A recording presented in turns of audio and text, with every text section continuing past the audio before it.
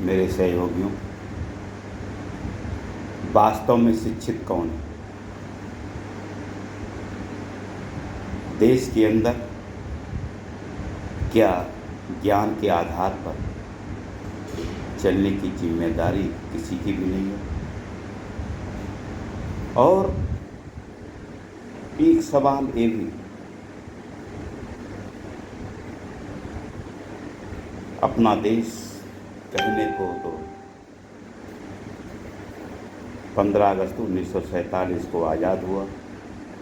हालांकि कुछ लोग इसे सत्ता हस्तांतरण सिर्फ मानते हैं, लेकिन तब भी यदि हम इसे आज़ादी मान लें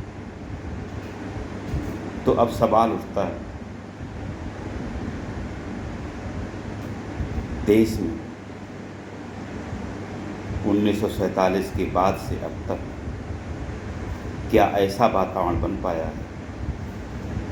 कोई चाहता है कि हम जाति, मजहब, लोभ, लालच, बेईमानी आदि के आधार पर ना जीकर सिर्फ इंसानियत, ज्ञान, मानवता, अपने आराध्य के संदेशों के आधार पर जीना चाहें?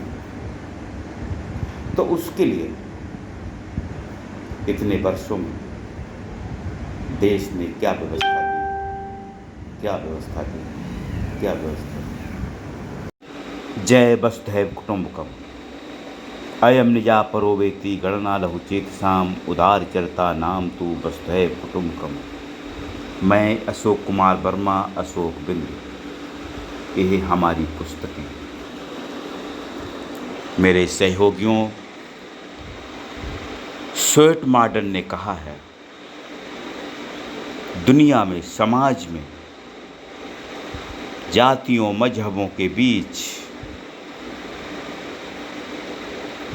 कुछ स्त्री पुरुष ऐसे होते हैं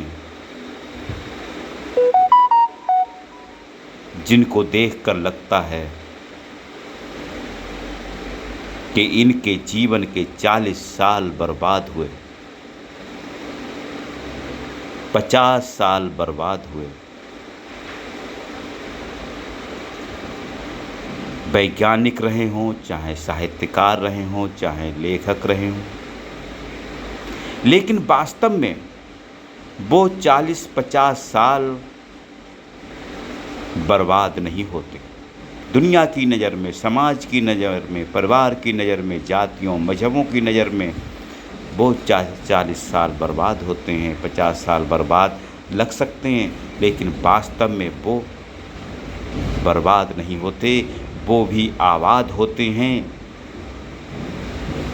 वो कुछ ऐसा कर रहे होते हैं जो दुनिया में खास होने जा रहा होता है।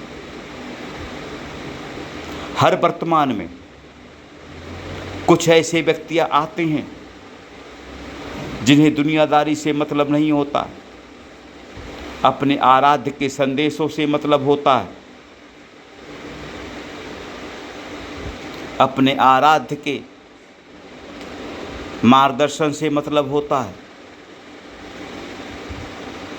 वे कुछ खास होते हैं, हो सकता है वह दुनिया की नज़र में खास ना हो। पुस्तकें, साहित्यकार की पुस्तकें, लेखक की पुस्तकें, वैज्ञानिक का जीवन काफ़ी महत्वपूर्ण होता है, प्रेरणा देने वाला होता है, लेकिन वह तुम्हारे समाज के लिए, तुम्हारे लिए प्रेरणादायक नहीं होता। लेकिन मानवता के लिए, प्रकृति अभियान के लिए काफ़ी कुछ दे जाता है। भविष्य जिसको याद रखता है, भविष्य जिसको याद रखता है, वो हो सकता है तुम्हारे समाज से तुमसे असंतुष्ट हों, लेकिन तुम्हारे चारों ओर जो लोग होते हैं वो भी भविष्य में असंतुष्ट ही होंगे, असंतुष्ट ही होते हैं। वर्तमान के जो नायक हैं भविष्य में वो खलनायक भी हो सकते हैं, वर्तमान में जो खलनायक हैं वो भविष्य में नायक भी हो सकते हैं। आचार्य प्रशांत भी कहते हैं, समाज, भारतीय समाज वेदों के श्लोकों के आधार पर कब चला है, गीता के श्लोकों के आधार पर कब चला है। श्री कृष्ण जन्माष्टमी मनाई जाती है तो श्री कृष्ण के संदेशों को कितने लोग आत्मचिंतन करते हैं, आत्ममनन करते हैं, कितने लोग उसको अपने जीवन में उतारने के लिए तैयार होते हैं, और कितने लोग मंदिर मस्जिद आदि जाते हैं तो कितने लोग ये कहते हैं, हे ईश्वर मुझे तेरे सिवा कुछ भी नहीं चाहिए। सबसे बड़े भक्त हनुमान, हनुमान के दिल में सीताराम। किसके दिल में सीताराम, किसके दिल में भगवान। धर्मस्थलों पर जाओ तो तुम भगवान के अलावा और कुछ ना मांगो तो हम चलो माने कि तुम भक्त हो, तुम भक्त हो। मीराबाई भी कहती हैं कि भक्ति में हम तो कुल मर्यादा और लोक मर्यादा भी भूल जाते हैं। हमें आश्चर्य होता है तुम्हारी धर्म भक्ति और ईश्वर भक्ति पर, आश्चर्य होता है, आश्चर्य होता है। हम तो लगे हैं, सनकी हैं, पागल हैं। तुम श्री कृष्ण की मूर्ति के सामने पूजा कर रहे हो, हम गीता को पढ़ रहे हैं, श्री कृष्ण क्या कह रहे हैं हम उसको देख रहे हैं, उसको सुन रहे हैं, उस पर नज़रिया लाने की कोशिश कर रहे हैं। वेदों को पढ़ रहे हैं, वेदों को श्लोकों को पढ़ रहे हैं, उसको लाने की कोशिश कर रहे हैं अपने दिल दिमाग में। अरे हम लोग तो सन की पागल हैं, तुम ही धार्मिक हो, तुम ही ईश्वर भक्त हो। जब हमने होश संभाला तब से ही हमने लिखना शुरू कर दिया था। हमारी ये पुस्तकें, हम अपने जीवन में 100 से अधिक पुस्तकें लिख चुके हैं। उनमें से हमारी ये कुछ पुस्तकें, बुरा लगा हो तो क्षमा करना। हम आपसे संवाद करने के लिए तैयार हैं, चर्चा के लिए तैयार हैं। मानव शांति, समाज शांति तभी आएगी जब शांति के साथ बैठेंगे, बात करें। हमें क्षमा करें, हमारी बातें बुरी लगी हो। हमने तो जब से होश संभाला तो हमने शिक्षा के नाम पर, स्कूल के नाम पर, किताबों के नाम से, मास्टरों के नाम से जो अपने अंदर ग्रहण किया उसको लेकर चिंतन मनन हमारा जारी रहा। किशोरावस्था से ही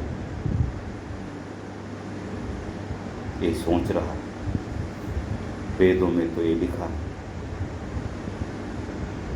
गीता में ये लिखा, अमुक अमुक मास्टर तो ऐसा कहते हैं, कबीर के दोहे तो ऐसा कहते हैं। लेकिन समाज में क्या हो रहा है? समाज में, परिवार में भी जो सर्वमान्य लोग हैं उनसे भी हमें क्या प्रेरणा मिल रही है? और आज भी हम देख रहे हैं हमारे आस पड़ोस समाज में जो प्रतिष्ठित लोग हैं वो कैसे लोग हैं। और फिर हम ये भी देखते हैं समाज में जो उपेक्षित लोग हैं वो वास्तव में कैसे हैं। हम तो देख बचपन से ही महसूस कर रहे हैं हमारे लिए सबसे बड़ी समस्या है मनुष्य, सिर्फ मनुष्य। और हम ही नहीं, प्रकृति और ब्रह्मांड में भी, ब्रह्मांड चेतना में भी यही हलचल है। सबसे बड़ी समस्या अगर है तो मनुष्य। कुछ 1% लोग जो समाधान हैं उनके पीछे कहाँ है, कब है, इसके साथ है। सर्वे भवन्तु सुखिनः, सर्वे सन्तु निरामया, सर्वे भद्राणि पश्यन्तु मा कश्चित् दुःखभाग्। अयम निजा परो वेत्ति गणना लघु चेतसाम, उदार चरता नाम तू वसुधैव कुटुम्बकम्। जब वसुधैव कुटुम्बकम् तो किससे नफरत, किससे मोहब्बत और धर्म। धृति क्षमा दमास्तम शौचम इंद्रिय निग्रह, धीर विद्या सत्यम क्रोधो दशकम धर्म लक्षणम। हमको ये फिर हम आपको ये याद दिलाते गीता में श्री कृष्ण क्या कहते हैं?